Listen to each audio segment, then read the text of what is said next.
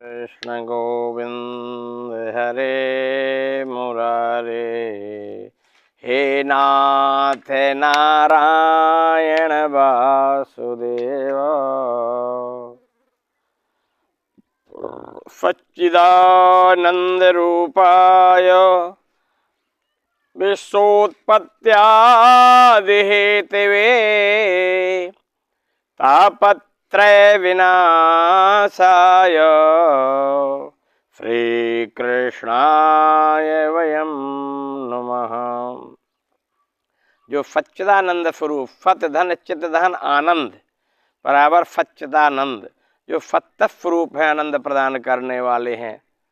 विश्वोत्पत्त्यादि हेतुवे, संसार के जो सृष्टि के संरचना के जो कारण हैं, जो दैहिक दैविक भौतिक तीनों तापों को दूर करने वाले हैं, ऐसे हम कृष्णचंद्र भगवान को नमन करते हैं।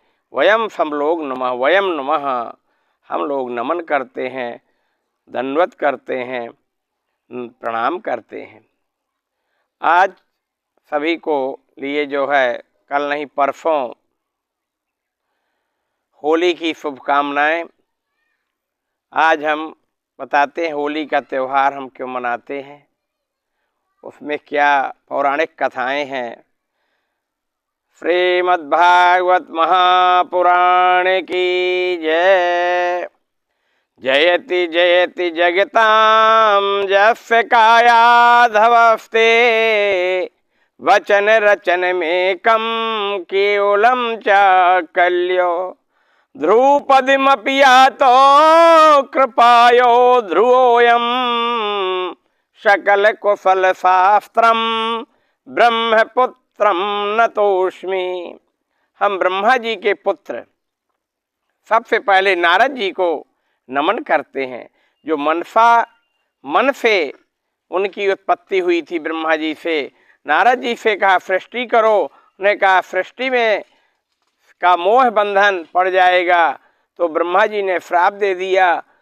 और वो नारद जी जब बोले फिर कहा जहाँ तुम्हारी इच्छा होगी वहाँ तीनों लोकों में भ्रमण करते रहोगे। तो नारद जी महाराज सभी का कल्याण करने वाले हैं और नारायण हरि हमेशा ये स्तुति करते रहते हैं। तो इस प्रकार से आता है कि भगवान ने, ब्रह्मा जी ने अब सृष्टि करना प्रारंभ कर दिया। तो कश्यप ऋषि की दो पत्नी थीं, एक का नाम था दिति, एक का नाम था अदिति। अदिति के देवता हैं का जन्म हुआ और दिति जो है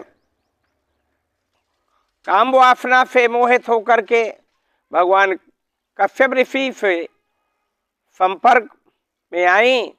उससे उन्हें कहा, मना किया, फिर भी न मानने पर उनके जुड़वा पुत्र पैदा हुए, जिनका नाम हिरण्यकश्यप और हिरण्याक्ष हुआ। हिरण्यकश्यप और हिरण्याक्ष तो पृथ्वी को ही पाताल लोक में ले गया, और जब पृथ्वी को पाताल लोक में ले गया तो सभी देवता चिंतित हुए कि अब सृष्टि का विस्तार कैसे होगा। ब्रह्मा जी को छींक आ गई, उससे 12 भगवान का जन्म हुआ। और 12 भगवान ने कहा, हे प्रभु आपने मुझे क्यों स्मरण किया, बताइए क्या कारण है। ब्रह्मा जी ने कहा, हिरण्याक्ष नाम का जो राक्षस है वो पृथ्वी को लेकर चला गया है, उसको तुम पाताल लोक में श्वास रोक कर वध करो और पृथ्वी को ऊपर लाओ। पृथ्वी को ऊपर लाया गया और हिरण्याक्ष का वध किया।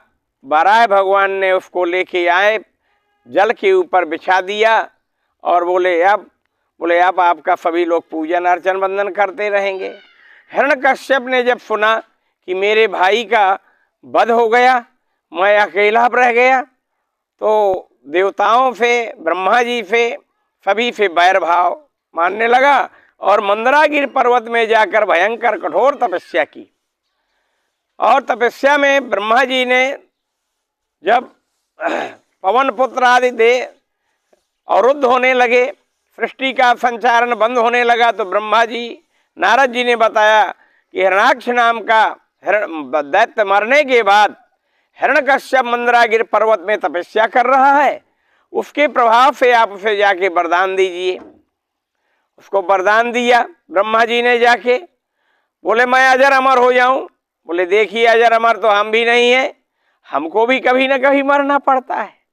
तो ब्रह्मा जी और कोई वरदान मांगो। तो उन्होंने कहा कि न दिन के मरूं, न रात के मरूं, न सुबह मरूं, न शाम मरूं, न 12 महीनों जो बनाए हुए हैं सृष्टि के उनमें न मरूं, नक्षत्रों में न मरूं, अस्त्र शस्त्र से न मरूं, देवता और दैत्यों से भी न मरूं। तथास्तु कह दिया, सभी ब्रह्मा जी के वरदान दे दिए। और यहाँ हिरण्यकश्यप की पत्नी का नाम था कयाधु। तो कयाधु घर में थी तब और गर्भवती थी। नारद जी को ब्रह्मा जी ने भेजा कि नारद जाओ और ऐसा करो कयाधु से मेरा भक्त जो है उत्पन्न हो, जो हिरण्यकश्यप कश्यप से द्वेष करने लगे। इस प्रकार से भगवान नारद जी ने जाकर के उस गर्भ में ही कयाधु के कान में गुरु मंत्र दे दिया, ओम नमो नारायण, नारायण नारायण का मंत्र दे दिया। और वो 9 महीने तक गर्भ में वही जप करता रहा नारायण कहते हुए। और जब प्रकट हुए तब ध्रुव महाराज उसी नारायण का वो जब बोले तो उसी में उन्हें भक्ति लगी रही, नारायण का ध्यान करने लगे। अब हिरण्यकश्यप के महाराज गुरु थे फंडामर्क जी। तो फंडामर्क शुक्राचार्य जी के पुत्र हैं, तो उनके आश्रम था। इनके सभी राक्षसों को बालकों को पढ़ाते थे वहाँ। हिरण्यकश्यप का तप के प्रभाव से बोलबाला हो गया और प्रहलाद को पढ़ने के लिए भेजा। प्रहलाद से कहा क्या है? बोले हमने सभी विद्याएं प्राप्त कर ली पिताजी। क्या है? नारायण ही सार वस्तु है और इस संसार में सब आसार है, तो नारायण का जप करें। श्रवणम कीर्तनम स्मरणम पाद सेवनम अर्चनम वंदनम दास्यम सख्यात्म निवेदनम। पहली भक्ति करो, नारायण भागवत कथाओं का श्रवण करना चाहिए, फिर कीर्तन करना चाहिए, स्मरण करना चाहिए, अर्चन बंदन करना चाहिए। भगवान को किसी भी भाव में आपको अपने आप समर्पित होना चाहिए। तो 9 भक्तियों में महाराज तुम कोई भी भक्ति ग्रहण करो। इस प्रकार से ध्रुव ने प्रहलाद जी ने समझाया। और प्रहलाद जब देखा, हिरण्यकश्यप ने सुना तो बुलाया, बोलो इसको पहाड़ से गिरा दिया जाए, जल में बहा दिया जाए। और यहाँ तक कि उसकी बहन का नाम था होलिका। होलिका को उन्होंने जो है कहा, उसे वरदान था कि अग्नि में तुम जलोगी नहीं। तो अग्नि में जब नहीं जली, लेकिन सत्य के प्रभाव से, इसलिए हमें सत्य सनातन धर्म पर चलना चाहिए, तो विजय हमेशा होती रहती है। उन्होंने होलिका ने बैठा लिया, होलिका भस्म हो गई। इसी चैत फाल्गुन मास की पूर्णिमा को रात्रि के 12 बजे बिठाया और वह भस्म हुई। प्रहलाद हंसते हुए चले आए। उसी देर से हमें होली का त्यौहार मनाया जाने लगा, खुशियां मनाई जाने लगी, सभी के गले मिले और रंग गुलाल की जो है गीत गायन होने लगे। तो होली का त्यौहार इसलिए हम मनाते हैं सज्जनों। इस प्रकार से प्रहलाद को खंभे में बांधा और कहा कि बताओ तुम्हारा भगवान कहाँ है। प्रहलाद जी ने कहा, ये पिताजी ये आप सोचो कि कहाँ नहीं है, तुझ में है, मुझ में है, खंभे में भी है। बोले एक गदा मारी खंभ में, नरसिंह भगवान प्रकट हुए। बोलो नरसिंह भगवान की जय। नरसिंह भगवान हिरण्यकश्यप को गोद में बैठा करके उसको अपने नखूनों से ब्रह्मा जी के वरदान पूरे किए और उसका पेट चीर दिया। सिंह जो खून पीता है, गर्म खून पी लिया। प्रहलाद जी हाथ जोड़े खड़े रहे। इसके बाद देवताओं ने पुष्प वृष्टि करने लगे, फूलों की वर्षा होने लगी, जय जयकार होने लगी। अब लक्ष्मी जी से कहा कि जाओ मैया, तुम समझाओ, तुम्हारे विष्णु अवतारी हैं। लक्ष्मी जी थाल सजा के लाई और जहाँ देखा तो गर्जना किए।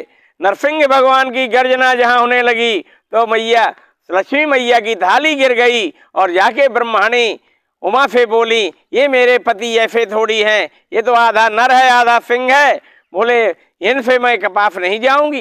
फिर प्रहलाद जी ने स्तुति की, अर्चन बंदन किया। तब प्रहलाद को नरसिंह भगवान ने गोद में बैठा लिया और कहा, बेटा तुम्हें बहुत ताड़ना मिली, मुझे आने में देर हो गई है, मुझे क्षमा कर दीजिए। बोलो भक्तवत्सल भगवान की जय। इस प्रकार से होली का त्यौहार मनाते हैं सज्जनों।